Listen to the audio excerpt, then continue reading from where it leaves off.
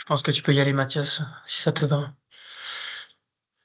Ok, bah très bien. Alors, il y aura peut-être des personnes qui vont nous rejoindre en cours de route, mais bienvenue pour ce café transfrontalier de la Motte. Je crois que c'est le troisième que l'on fait. C'est un nouveau format qu'on vous propose, un format assez court sur une demi-heure le matin pour pas que ça prenne trop de temps sur vos journées. Et l'idée, c'est surtout de pouvoir vous distribuer de quelques informations sur nos actualités type publication. Et là, c'est tout à fait le cas puisqu'on va vous présenter en fait l'étude Vision 360 degrés du massif du Jura qu'on a réalisé pour le massif du Jura. Et plus largement, on va élargir aux enjeux des massifs transfrontaliers et vous présenter un petit peu nos actions prévues sur 2025. Donc voilà, on va prendre à peu près la moitié de notre temps sur la présentation de la méthodo et puis brosser un petit peu les résultats, en vous invitant bien sûr à consulter aussi l'étude complète hein, qui a été publiée là en fin d'année. Et voilà, on prendra un temps de discussion et pour finir autour de 9h30. Alors, sans plus attendre, la présentation de l'étude, donc, comme je le disais, réalisée en partenariat, avec le commissariat de massif du Jura et donc c'est la première fois, que la MOT, réalise une étude, financée dans le cadre du CPIER, d'une région. Donc, pour cela, on a reçu une subvention, donc c'est pour ça qu'on parle de travail partenarial, hein. C'était pas une commande, c'était inscrit dans notre programme de travail. Alors, le contrat de plan, interrégional État-région, du commissariat de massif du Jura, il présentait 4 défis, et nous, on a été plus ou moins sollicités pour, développer le quatrième défi, c'est-à-dire inscrire le territoire dans des dynamiques d'échange et de partenariat. Et bien évidemment, le transfrontalier, occupait une place, très importante, dans ce défi-là. Donc les objectifs de l'étude, ont été de réaliser un diagnostic transfrontalier lié aux 3 premiers défis que vous voyez sur la gauche du CPIER. Parce que voilà, le défi, «transfrontalier» entre guillemets, il était, l'un des 4 défis, mais nous, on a voulu passer, les 3 premiers défis thématiques, donc portant sur l'environnement, l'économie et la qualité de vie, via le prisme de la coopération transfrontalière pour, justement identifier, ce qui est en commun et ce qui peut, faire l'objet de coopérations futures. Donc heu, on a privilégié, d'aller dans des thématiques plus spécifiques que simplement la préservation de l'environnement, notamment ressources naturelles, énergies renouvelables. Pour l'économie, on s'est beaucoup focalisé sur, la question du travail frontalier, également, du développement du tourisme transfrontalier et qualité de vie, c'était, un petit peu l'aspect service public, donc santé, mobilité et puis également on a traité des enjeux de foncier. Donc sur la base du diagnostic, on a identifié, des enjeux de coopération, prioritaires en transfrontalier via l'organisation de 3 ateliers de travail, franco-suisses donc qui ont été réalisés sur, tout le territoire donc de Morteau jusqu'à Gex. Hem Et la dernière étape de notre étude, ça a été d'élaborer un plan d'action lié à ces thématiques prioritaires et des pistes de gouvernance partagées. Tout ça pour avoir une vision commune d'un territoire naturel qui est partagé et maillé d'interactions transfrontalières. Et c'est vrai qu'à l'échelle, territoriale du massif du Jura, c'est la première fois qu'on avait un petit peu, je dirais une étude à un périmètre biofonctionnel qu'on va vous présenter. Alors, pourquoi bio? Bah, parce qu'on a, bien évidemment, ce périmètre du massif du Jura qui est sur une base, géomorphologique, si je puis dire, pardon. Et de l'autre côté, on a pris bien évidemment, les acteurs, institutionnels que sont arc-jurassien.ch, mais également, voilà, on s'inscrit dans une coopération via arcjurassien.org, donc transfrontalière, mais qui se spécialise, hein, sur l'arc jurassien. Le périmètre du massif du Jura est plus vaste, puisqu'il descend jusqu'au sud de l'Ain, donc un périmètre interrégional. Également, il a fallu prendre en compte les coopérations plus locales, donc le GLCT, agglomération urbaine du Doubs, hein, qui était déjà compris, hein, dans arcjurassien.org, mais le GLCT Grand Genève également. Et tout ça, voilà, ça nous a donné ce périmètre d'études, donc que je disais biofonctionnel, c'est-à-dire qui représente à la fois ce qu'est le massif du Jura, mais aussi les interactions transfrontalières qui ont lieu sur le territoire. Alors, via le diagnostic, on a identifié véritablement 4 dynamiques qui, je dirais, influencent la trajectoire du massif, et cette trajectoire, elle nous a apparu comme, non durable. Alors je ne vais pas trop vous assommer avec, ce schéma que vous pourrez retrouver sur le résumé de l'étude, qui est également en ligne. Mais ces 4 dynamiques qui influencent la trajectoire territoriales du massif du Jura franco-suisse, ce sont le stress sur les ressources naturelles, la question de l'attractivité économique suisse, la question du développement ou du non-développement d'ailleurs des mobilités transfrontalières, et également la pression sur le foncier et l'offre de logement. Ce sont véritablement 4 facteurs qui structurent un petit peu ce système territorial, et c'est pour ça que quand on se projette vers l'avenir avec ces grands facteurs influençant le territoire, on s'est dit: «Ah bah, la trajectoire du territoire, elle est pas durable». Alors, toute la question, ça a été de comment on répond à ces dynamiques par, des objectifs clés pour, infléchir cette trajectoire vers, un système territorial plus durable. Alors pour aller un peu plus, dans le diagnostic, et prendre, par dynamique, on va vous montrer quelques réalisations qu'on a pu faire. Jean Rubio, en charge de l'observation à la Motte, pourra, me compléter si besoin. Donc là, par exemple, une cartographie de la part du couvert forestier dans l'occupation des sols en 2018, où on a mis en valeur que, vraiment, à l'échelle du massif, en fait, c'est 50 du territoire, qui est, couvert, par du bois, des forêts, avec quand même une part plus importante sur le côté français et encore plus sur le sud du territoire. On a fait un diagnostic, et c'est vous le voyez, les sous-territoires, de couleur également dans la légende. Un diagnostic aussi qui est, heu, plus fin sur des mailles territoriales de coopération plus locales, et on voit notamment donc au Jura Vallée de Joux, 71 du territoire recouvert par des forêts. Alors, cette, image à un instant T, elle cache, enfin, et qui est quantitative, elle cache peut-être aussi des enjeux qualitatifs, parce qu'on a également mis en en lien avec des entretiens, ce travail, de cartographie, de données. Et donc par exemple, on a vu que, certes, on a beaucoup, de surfaces boisées, qui est d'ailleurs en augmentation à l'échelle du massif, mais la qualité du bois, se dégrade, liée notamment au réchauffement climatique, aux épidémies de scolytes, qui sont des enjeux en transfrontalier. Et donc, on a dressé des pistes de gouvernance partagée, notamment sur la question, des ressources forestières, mais également sur d'autres sujets. Je vous parlais d'énergie renouvelable, je vous parlais également, de la ressource en eau, très importante avec des cours d'eau transfrontaliers comme le Doubs, en est l'exemple parfait. Je me permets d'enchaîner sur, une autre dynamique qui est bien connue de ce territoire franco-suisse, c'est l'attractivité économique du versant suisse.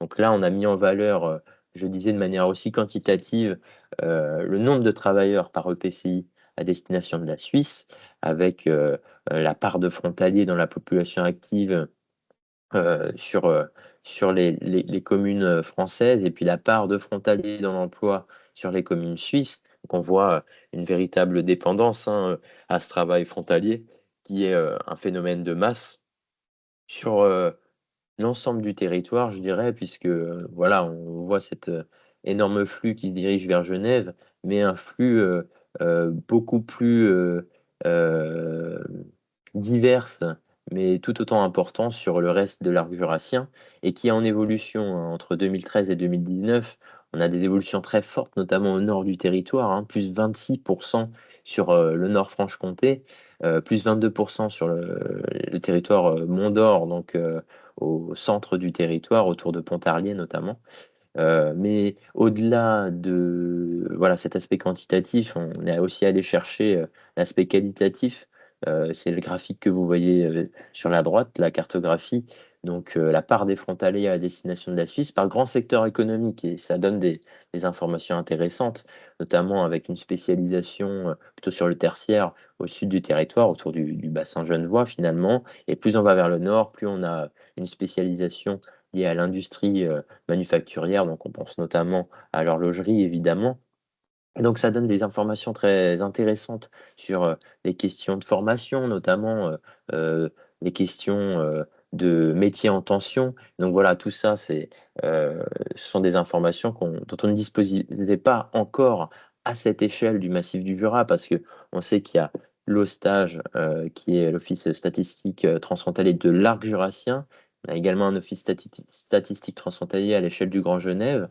Mais sur ce périmètre-là, du massif du Jura, on est sur un travail qui est vraiment inédit et qui n'a jamais été fait jusqu'à présent, parce qu'il a fallu véritablement créer un mini SIG à l'échelle de ce périmètre d'études. J'enchaîne également sur d'autres dynamiques qui sont liées aussi, hein, à la question du travail frontalier, et bien évidemment les mobilités transfrontalières. Alors on a fait une cartographie, je dirais, statique des infrastructures ferroviaires, également des lignes de bus transfrontalières avec, alors c'est pas vraiment la fréquentation des lignes, c'est plutôt, le en tout cas, bah, c'est pas la fréquentation des lignes par les voyageurs, mais c'est l'utilisation des lignes par le matériel, roulant. Alors, là, on met clairement en évidence, vous aurez l'occasion de zoomer si vous téléchargez le résumé de l'étude ou l'étude complète. Mais sur le sud du territoire, donc sur le bassin genevois, on a le RER, Léman Express, hein. Donc on a énormément d'allers-retours par jour. Et là, on voit très clairement qu'avec le centre du territoire, quand on a Pontarlier-Neuchâtel, 3 allers-retours, Franevalorbe, 2 allers-retours, on a mis en évidence ce manque de connectivité en transfrontalier sur le centre de l'arc jurassien, et à prendre en compte également, et voilà, en lien avec le nombre de travailleurs frontaliers, l'évolution territoriale du lieu de résidence de ces travailleurs frontaliers, qui tend à augmenter vers l'hinterland, hein, vers de plus en plus loin de la frontière, notamment voilà, au nord du territoire de Belfort, à l'ouest du département du Doubs, au nord du Jura, au nord du département de l'Ain également. Voilà, on voit ces tâches qui s'élargissent, qui apparaissent sur des territoires jusqu'à présent peu concernés par le fait transfrontalier.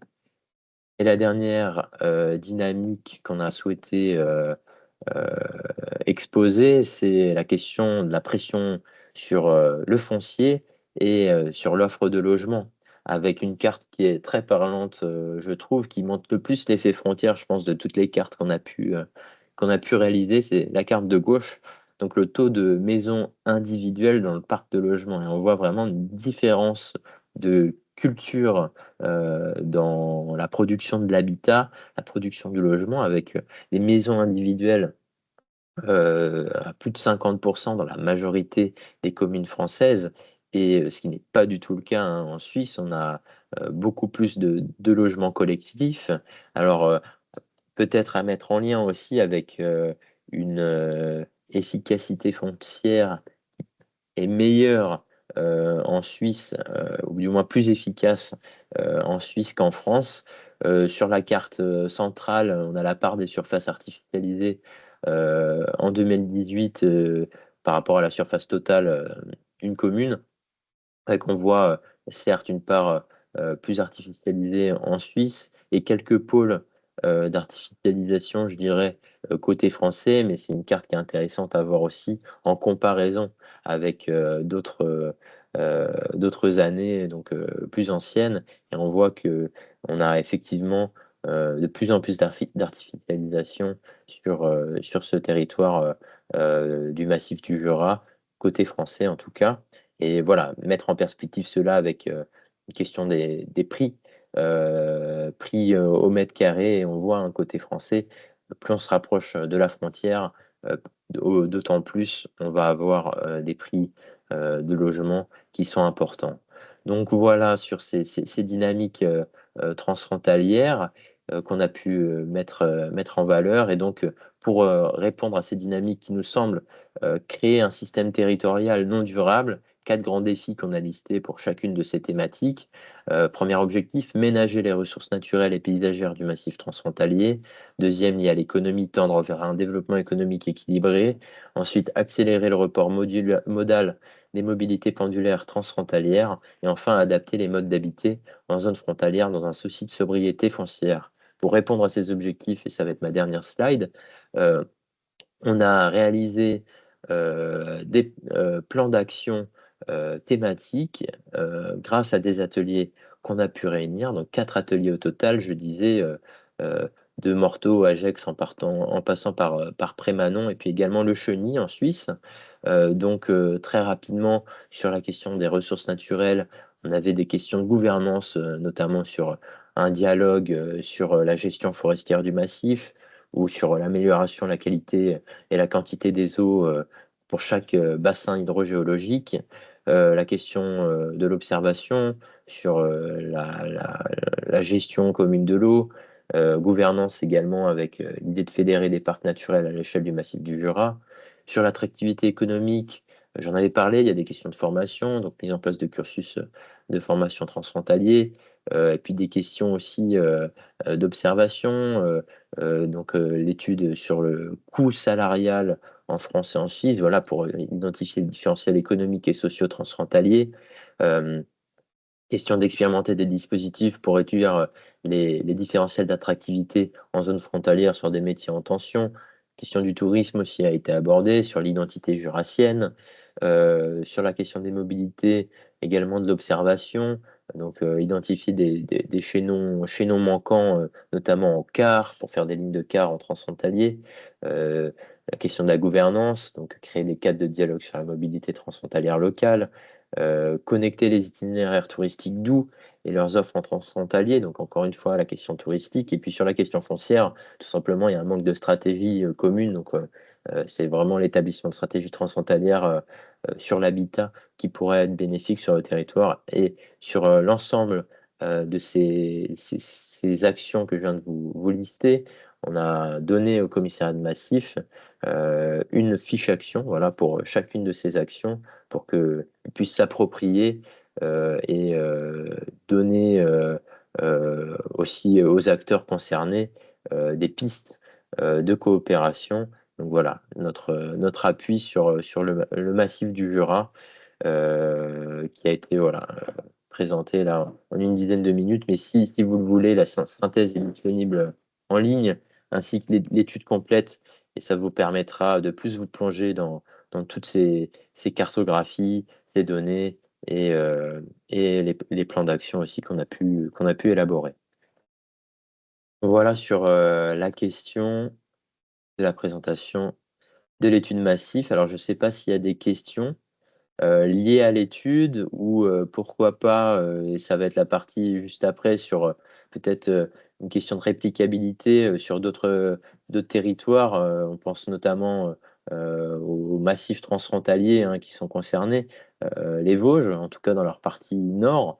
Le Jura, on pourrait intervenir de manière peut-être plus locale aussi. Le massif des Alpes, massif des Pyrénées, même si voilà, on est en contact déjà avec certains comités de massifs, commissariats de massifs. Mais en tout cas, voilà, des enjeux qui sont partagés. On avait d'ailleurs fait une publication sur ces enjeux-là, des massifs aux frontières françaises, question de mobilité, d'environnement, tourisme, services publics et gouvernance. Voilà, je vais peut-être vous donner l'opportunité de prendre la parole s'il y a des questions. Ou peut-être Jean, si tu as d'autres. Je vois qu'on a Une question de une Monsieur question. Beau. Ouais. Oui, juste très rapidement. Du coup, il me semble que vous avez dit, là, les fiches projets qui viennent détailler, par exemple, sur le versant économique, la mise en place de cursus de front, pardon, de cursus de formation transfrontalier, ça, c'est disponible de manière un peu plus détaillée sur l'étude en ligne? Alors, les fiches actions en tant que telles, elles ont été uniquement transmises Ok. au commissariat Au de commanditaire. massif, Ok. enfin aux partenaires, disons, parce qu'on n'a pas vraiment de commanditaire dans le cadre d'une étude subventionnée. Mais si vous êtes intéressé par certaines fiches, on peut tout à fait vous les transmettre parce que voilà, c'est une étude partenariale dont la MOT est propriétaire. Donc, elle était destinée plutôt aux acteurs locaux. On a laissé le commissariat de massif s'en emparer. Mais voilà, alors voilà, je crois voir que vous êtes de France Travail. Si vous avez un intérêt particulier sur l'une des fiches liées à l'axe thématique économie, on peut tout à fait vous les transmettre et puis vous la présenter. Même on peut se faire une petite visio à ces fins. Ok, ben, on va commencer par regarder l'infographie de manière un peu plus précise, et puis on revient vers vous sur ça, mais probablement. Très bien, merci. D'autres réactions, peut-être territoriales ou sur d'autres territoires. Sinon,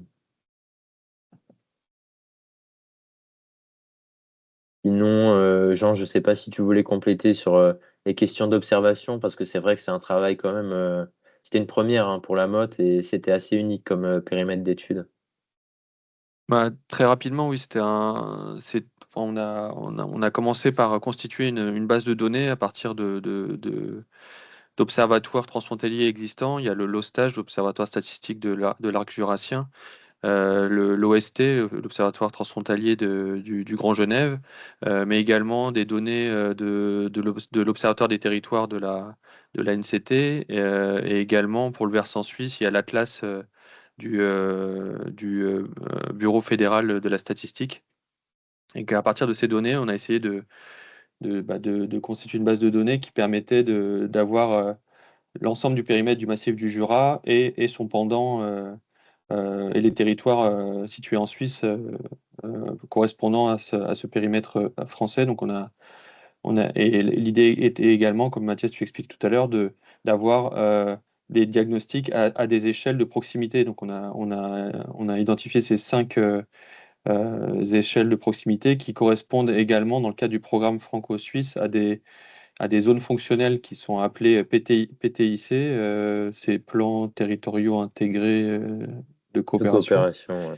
Et donc ça, voilà, ça permettait de pouvoir comparer ces territoires entre eux et à chaque fois voir le versant français, le versant suisse pouvoir interroger un peu les acteurs aussi par rapport à l'évolution de ces territoires. Et voilà, ça a été c'est finalement assez important de pouvoir partir de l'objectivation de la situation, de la donnée, enfin du territoire à partir de ces données compilées.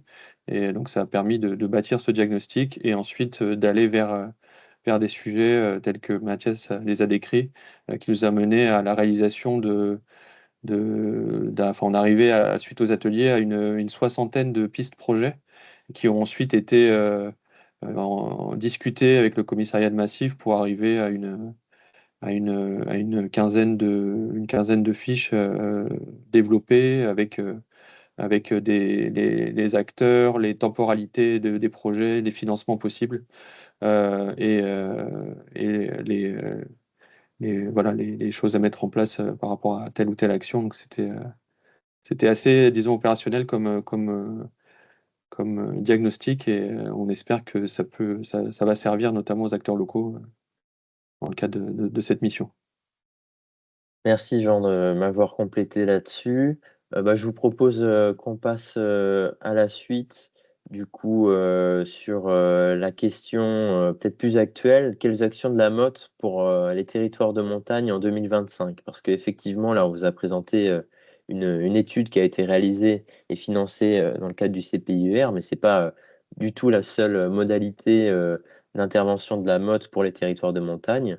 Notamment une que l'on va proposer donc, pour l'année 2025, c'est un appui au territoire labellisé Avenir Montagne. Alors certains peut-être le savent déjà, mais on a été impliqué assez fortement sur un appui au petit demain, donc un autre programme national de l'ANCT, et on généralise cet appui désormais au territoire labellisé Avenir Montagne et Village d'Avenir. Donc ce sont des appuis qui sont en fait préfinancés via notre subvention annuelle nationale l'on a de l'ANCT. Donc ça fait partie de notre convention entre la MOT et l'ANCT, où on est susceptible donc d'appuyer, d'accompagner de manière individualisée ou collective des territoires lauréats du programme Avenir Montagne, ou auquel cas à l'échelle du commissariat de massif, puisque ce sont aussi eux qui coordonnent sur leur massif ces territoires Avenir Montagne. Donc l'appui, il consiste en fait, en général, à la réalisation d'une petite fiche diagnostic d'opportunité, diagnostic territorial, voilà, éventuellement mise en réseau avec des partenaires frontaliers, note sur l'élaboration de stratégies transfrontalières ou de structuration de gouvernance. Ça peut être aussi un aspect juridique.